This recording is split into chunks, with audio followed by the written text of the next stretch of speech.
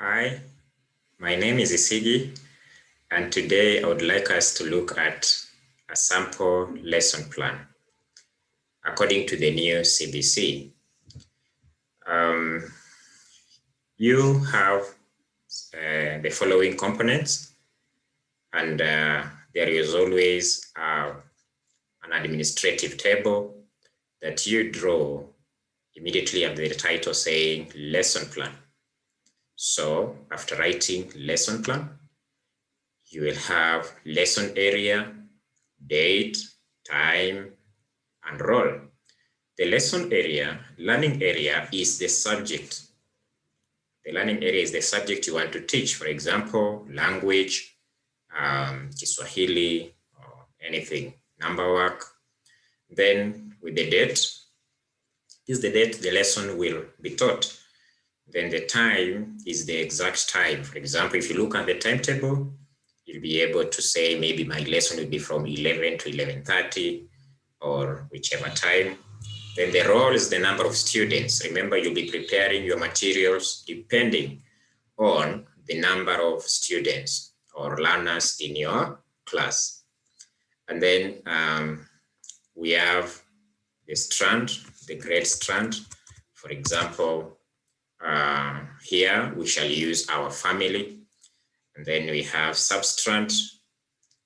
Here we shall use family members as an example. The substrand is a subtopic of the topic. So strand and topic is the same thing. Substrand and subtopic means the same thing. Specific learning outcomes means objectives.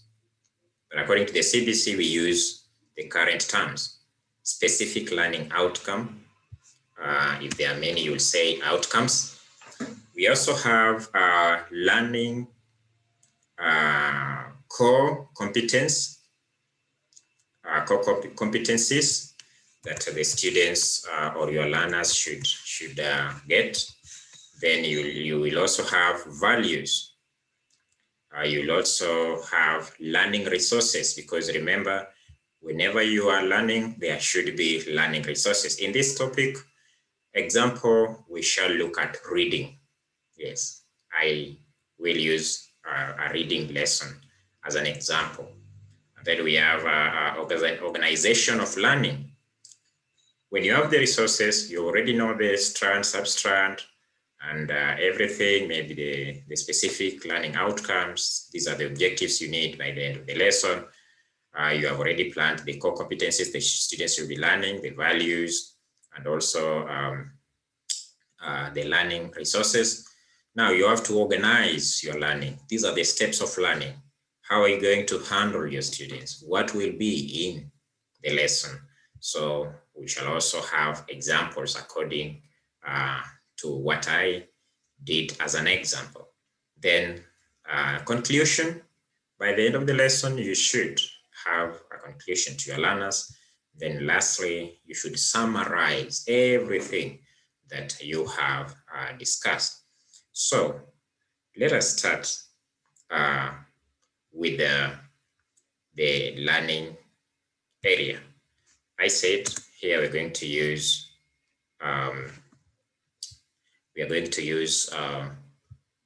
what? We're going to use to use an example of reading.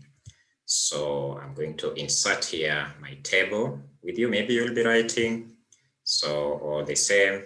So the learning area you put there, for example, here, put here your learning area. We say learning area and subject is the same thing.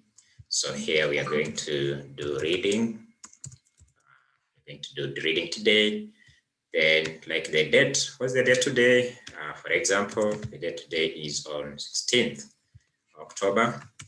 So here we shall say the date is 16th. The 16th of October. This is 2020. Then we shall have the time. Remember, time is very important. For example, this lesson is happening at 2. Okay, here we have maybe 2, but with children, maybe you'll have a lesson, let's say 9 a.m. to maybe 9:30. Then you say the roll. The roll should be the actual number of students in your class. Maybe with me, I will have to say maybe there are 12 students or learners. Okay. Now, with the topic here, which is the strand, is our family. So this section here already is below. Okay, so our family. And when you look at a theme, for example, here we are talking about our family. A theme, is the main topic that a learner is exposed to according to the curriculum syllabus. According to the syllabus that a learner is exposed to of that grade.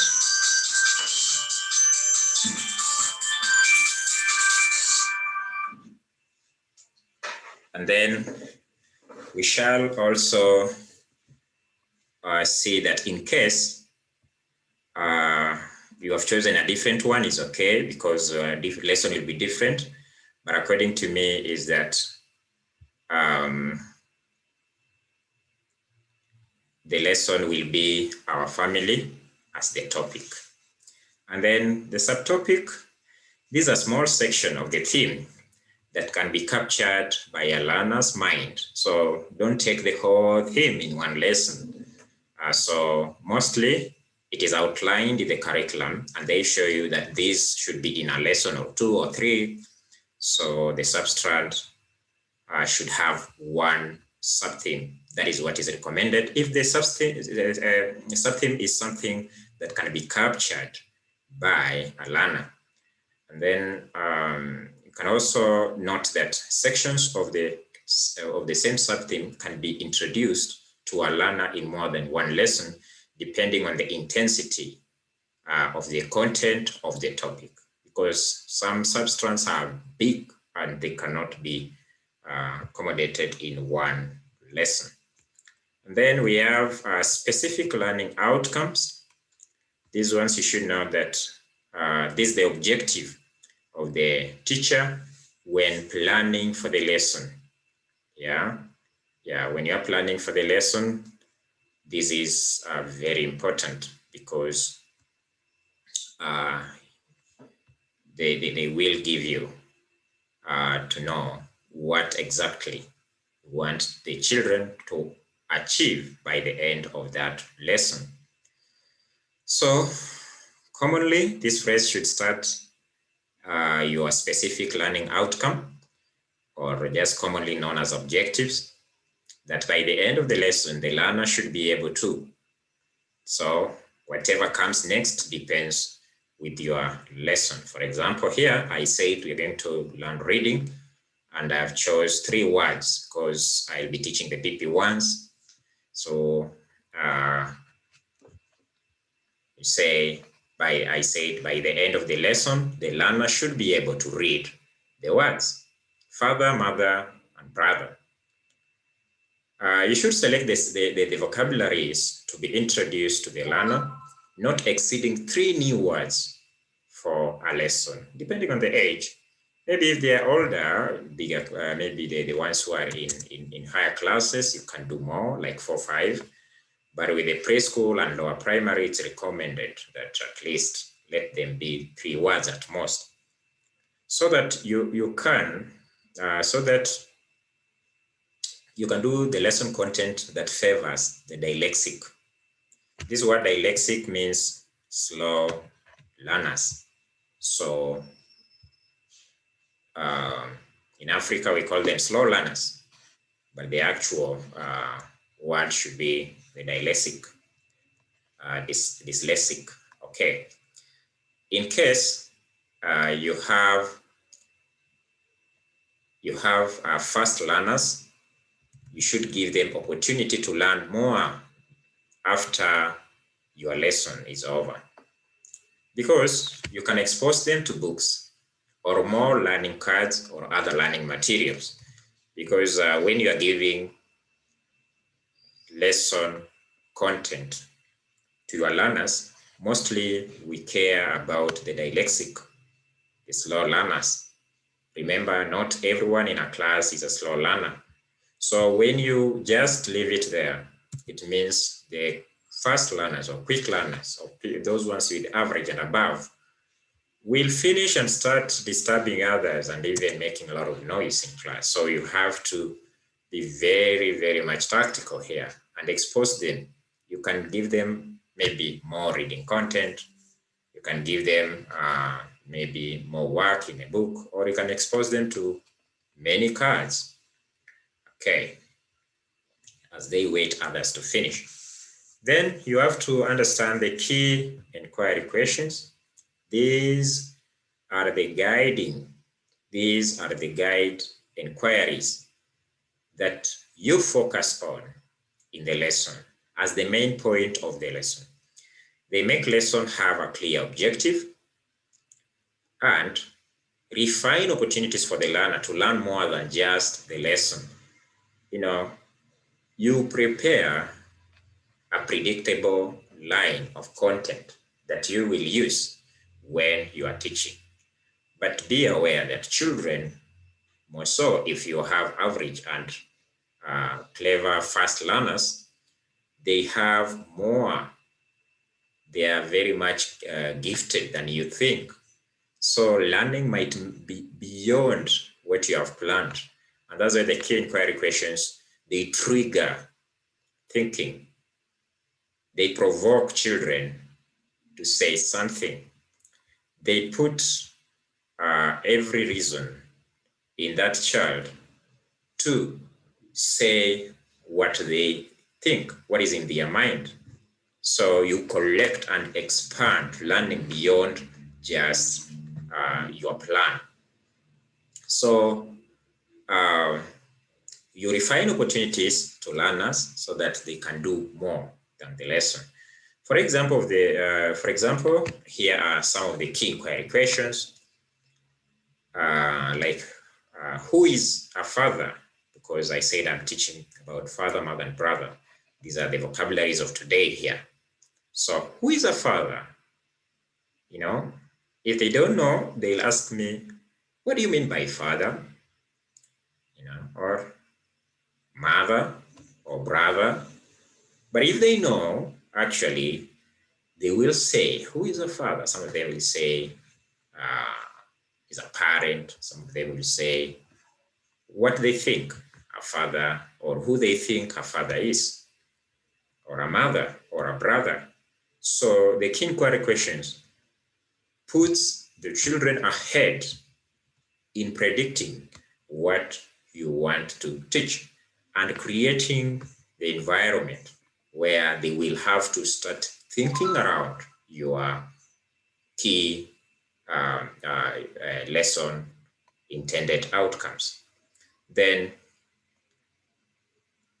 you can also ask, which role do they have? For example, which role do our father have, or maybe mother have? Yeah, you should be knowing that some children are coming from families that they don't have fathers. So they'll hear from others. Maybe they are orphans, or some of them, they have them, but maybe they are staying away from them. Or some of them are with single parents, either mother or father. Some of them are the firstborn, so they do not have brothers and sisters. Or some of them, they are the lastborn, so they have experienced everything. So it means this class, if you have students from all angles, they learn from each other. Okay. Which role do they play, or are they part of our family? Okay, so they will now start like, okay, father, mother, brother, are they part of the family? So you'll hear from them. Now, the next is the core competencies and values. This is beyond just maybe the lesson. For example, my lesson here is reading. So the values and competencies will help the child and give them an extra reason as to why they are in your lesson. It is not just for the sake of that lesson, it is even for the sake of life.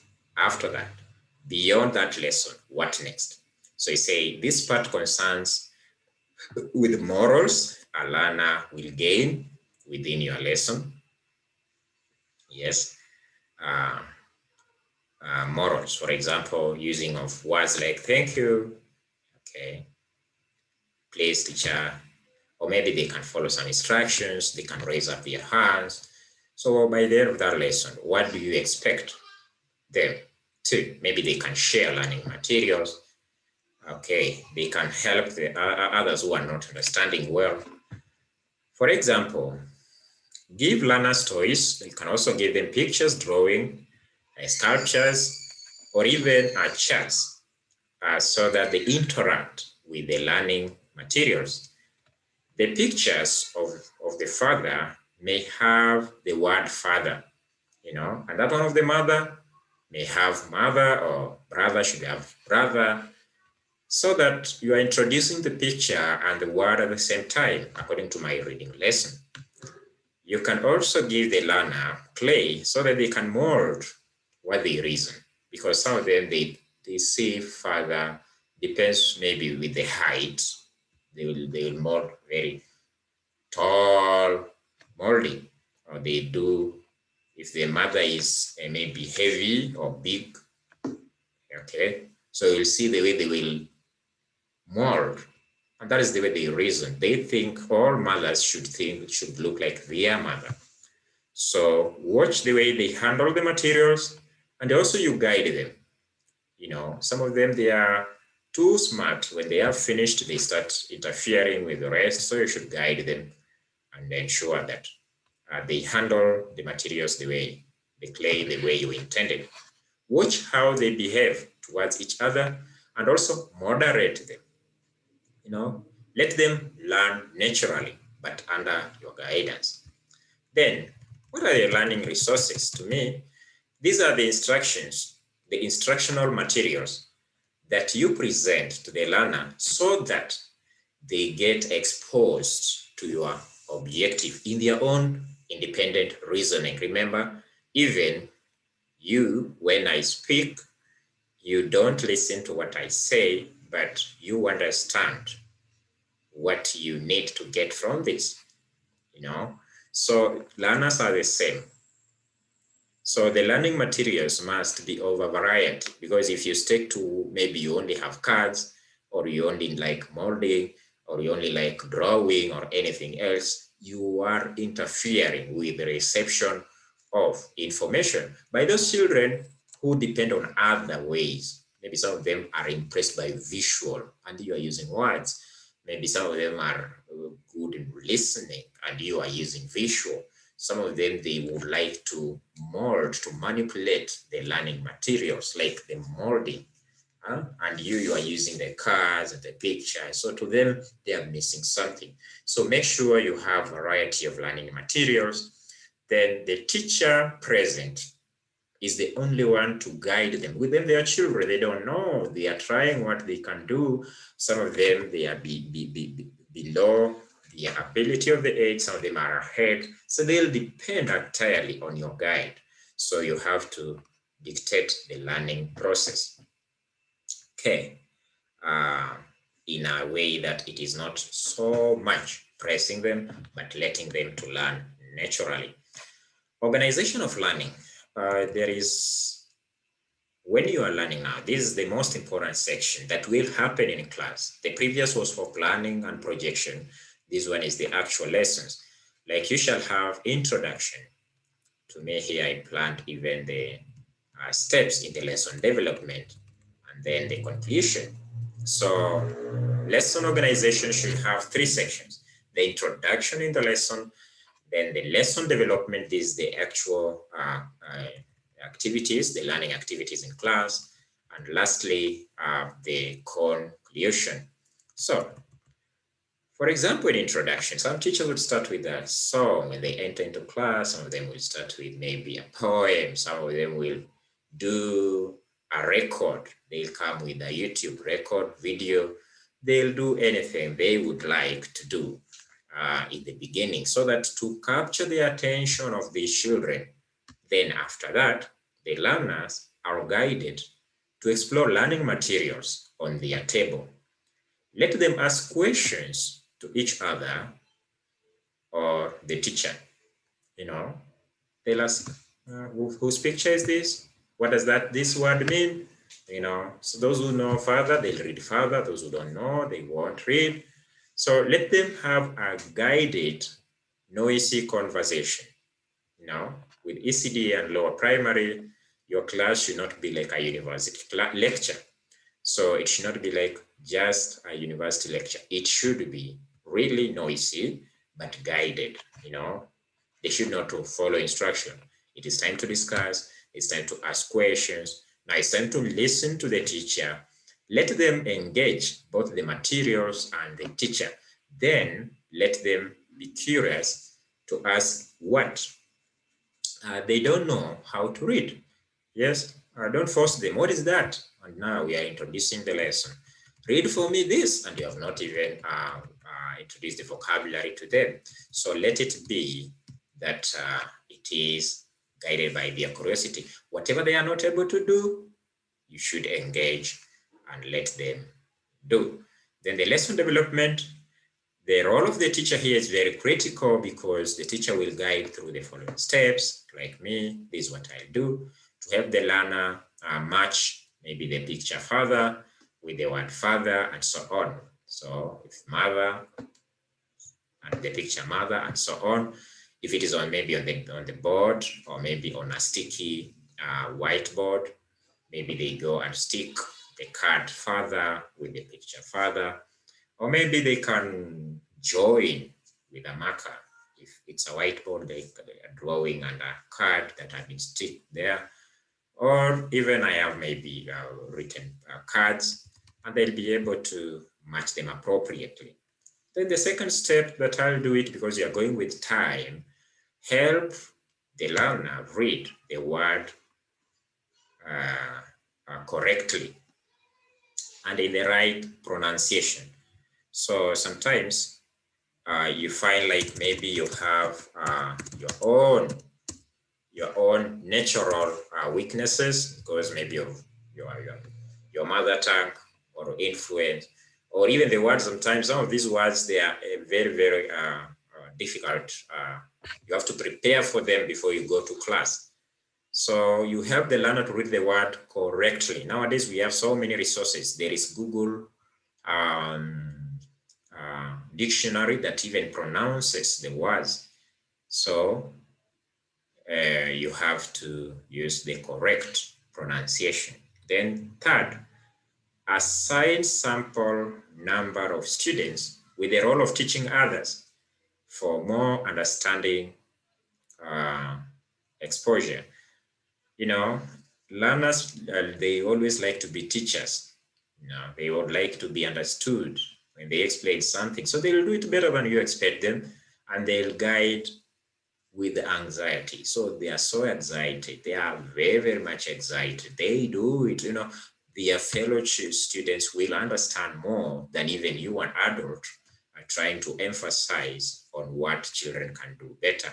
So that is according to the way I would teach that. You can do your own way. Then the conclusion, like, what about the tasks? You should have given the learners, task learners with diverse activities, for example, 2-3 questions that will help them master and understand the meaning of the words. Like activities that you can do in the guidance form is matching. It's not a must all the time. Questions, to me, I could have done matching words to pictures, sticking the drawing to the word. Maybe they can do the coloring. They can also do the spelling of the words. They can also maybe do any other molding. Yeah. And spelling of the words is good, because it enables the learner to copy and write the words. because they might know how to read the words when they are written, or to understand the word when they are read for them, but they cannot write. So some of the activities can also be dictation. So by the end of it, you'll have a summary, lesson summary. This captures the attention of these little learners and have an overview of the whole lesson. You should insist with emphasis the words and pictures of father, mother, and brother. Help the learners remember the same 3 vocabularies. Help them differentiate the words from the rest. You can bring other words that you have not taught, and then they pick. So the learner's memory is super impressive, especially when they are involved in the learning activities. And then lastly, you should have reflection on your lesson. Reflection on the lesson, for example, self-remarks. Remember, you are human, you need to improve. The lesson should improve. That's why we always talk about experience. I've taught for that number of years, schools. So the benefit of the experience is when you are finished your lesson, you should reflect how the lesson was. This is carried out after the lesson. The teacher reflects on how successful was the lesson. By the end of the lesson, you might realize these children, they understood everything. Maybe you underestimated them. So you gave them 3 words instead of 5, because maybe they are older. Maybe you gave them too much. Was it successful? Did you rush with the time? Did you tell the next teacher, like, oh, wait a little? Maybe I'm finishing, then I let you in class. Or did you delay these children to go for break, or maybe outdoor activity, or even just lunch, or even sleeping time? So with you, did you do everything on time as you intended? So what the teacher could have done better to make this lesson next time improved is very, very key. So you have to be very frank with yourself, and the records will help you in future. That is the end of my sample lesson plan. And for the benefit of us all, this table here is called an administrative table. And then I said on top of it, you'll say lesson plan. And this lesson plan, you will say it will depend actually with the subject you are teaching. And then the administrative table should involve maybe the learning area. The learning area, we called it, it's a subject. Then we have the date. For example, today we did reading on 16th October 2020. Then time intended for 30 minutes. And then we have the role. Maybe with me, I did with 12 learners. You have your own. Then below it, you should have a strand, substrand, specific learning outcomes, core competency, competencies and values. Yes, and values. Okay, and then learning resources, then organization of learning, conclusion, and lastly, summary. That is the end of our lesson today. Next time, we shall learn about streams of work according to the new curriculum. If the video was helpful to you, kindly like and subscribe for free, so that when I upload the next video, you will be able to view it. You will get a notification. It's free of charge. There is nothing that you are charged on subscribing. You subscribe on our channel and be part of Big Ten community. Bye-bye. Have a good time.